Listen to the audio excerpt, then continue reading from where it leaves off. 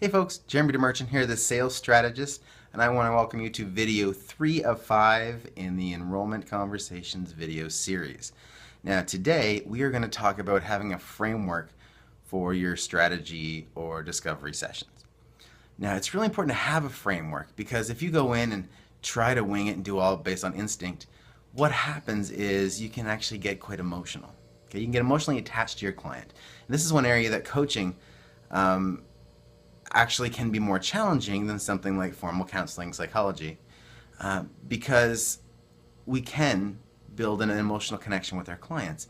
And the other piece is when you're self-employed, you're working for yourself, you might have an emotional connection to whether or not you make the sale.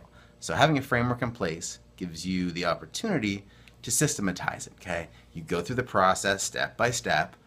At the end of it, if you get the client, great. If you don't, that's fine too. Okay, because you only want to work with the right people, especially in a one-on-one or live group situation. But you want to completely detach yourself from the outcome. So I actually have a cheat sheet with the 7 steps to have a successful strategy session. And just to give you a sneak peek, it's a 2-page cheat sheet, and one of the biggest ones is forfeiting your assumptions. And what this means is that when you get towards the end of your conversation, I want you to not worry about what you think someone can afford. Okay? Don't try to make the decision for them.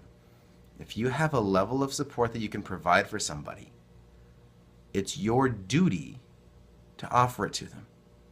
So always offer the highest level of support that's appropriate for the person. Do not let what you perceive as being at too high of a price impact what you offer. Make that offer purely based on what makes sense as far as the support that they need. If they want to go really fast to achieve their goals, one-on-one probably makes sense if they're your ideal client and the way you can support them is the area that they need support in.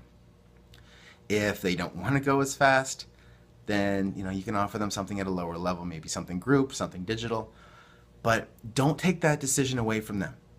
Okay? Don't assume based on the way they fill out an application or the way the conversation was that they can't afford a program. Okay? Offer it to them, let them make that decision, and if they happen to say no, then you've got other things that you can offer as well. But don't take that decision from them. That's not fair to them, and it's going to leave you in a position where you leave a lot of business on the table. So that's the importance of having a framework, and that's a little sneak peek. But in the link in the description, you can go ahead and download that strategy session framework document for free.